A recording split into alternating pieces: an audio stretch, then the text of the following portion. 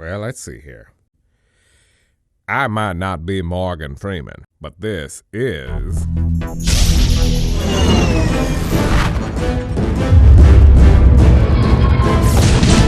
Classic Gamer Reviews. In this corner, standing tall at 6'1" and weighing in at 220 pounds, we have the once undisputed champion of the world, TJ Combo! His opponent tonight is going to be a Raptor. Wait, what? Why am I reviewing Killer Instinct for the Super Nintendo? Is it because I'm racist? Or maybe I was just reminded of it when I typed how to use my killing instinct to murder someone up on Google. Coincidentally, after I got into a fight with my friend. Well, none of those are true, and the matter of the fact is that, simply put, this game fucking rocks and it needed to be reviewed. Originally released for the arcade in 1994, Killer Instinct had competition. Mortal Kombat, and Street Fighter. But to be honest, it sadly never became as successful as either of those franchises, which is a shame because this is a fantastic game.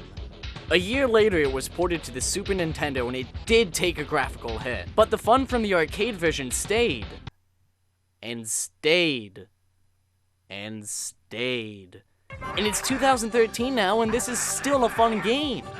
Like any fighter, you got some basic modes, one player versus a tournament mode and training. There is a story to the single player aspect of the game, but I really think it was just tacked on for marketing aspects. But hey, better some story than no story, unless if you're Bionic Commando. Your wife's your arm and it makes it very hard to jack up. The game features a roster of characters ranging from a skeleton to a raptor. Each of them plays considerably different, and to be honest, while a lot of button inputs work from character to character, they all felt and looked different. Some characters take longer to learn than others, but each are given an even playing field. Sometimes, though, you have the advantage. Like, for example, here the AI didn't know how to respond to me just backing up and hitting them, and they just spent the whole match blocking.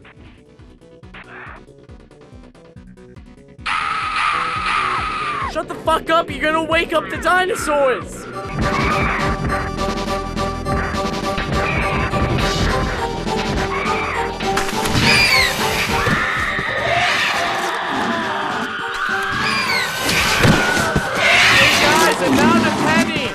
Killer Instinct was also the first game to introduce the combo breaker, allowing you to stop and counter an opponent's combo on you.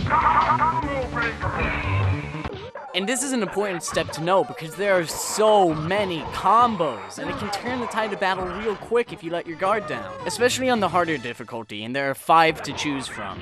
Regardless, it never really felt cheap when I lost. You'll know specifically where you screwed up, whether it wasn't a correct block or an incorrectly timed assault.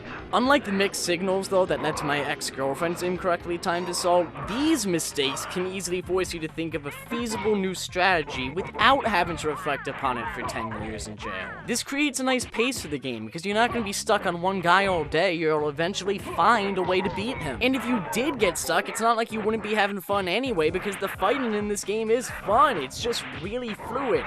One moment you're guarding after your attack failed, and next you're seizing the opportunity when your opponent lets their guard down.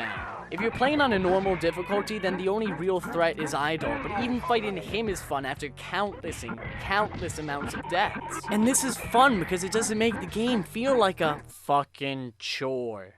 One of my favorite features of this game is that it not only introduces fun new ways for cats to play, but it also introduced the interesting idea of instead of having 2 rounds, you get a double life bar. Once the second bar is depleted, you lose. I like this for 2 reasons. One, if you didn't lose much health and you owned your opponent, you get a distinct advantage because you keep your health. And 2, it allows you to get right back into the action instead of having to go to a new round. The game also features a nice soundtrack, and a few of the songs actually have vocals in them. Speaking of vocals, this is a very talkative game. The announcer says what types of combos you pulled off, and he even spawned the internet meme, Combo Breaker. Everything in this game just feels right, and it feels like a fighter should. Aside from graphics, arcade fighters really haven't changed much. For the most part, it's still a one-on-one fight that requires skill to win. There isn't much that separates Killer Instinct from any modern fighter, to be completely honest. And that's why this game aged so well. This game stands, even today, as one of the best fighters ever made. And aside from the N64 sequel, which came out in '96, Killer Instinct hasn't had another release in ages. If this game never gets another release, I can hold off, because this is one of the best examples of a fighter out there. I don't need to complain for something new if I already have something great. In my opinion, this is the best fighting game on the Super Nintendo. So play it.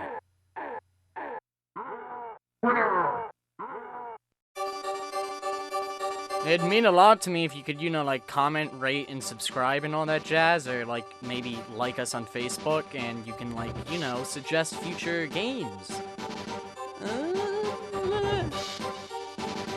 Well, let's see here. I may not be Morgan Freeman, but this is Classic Gamer Reviews.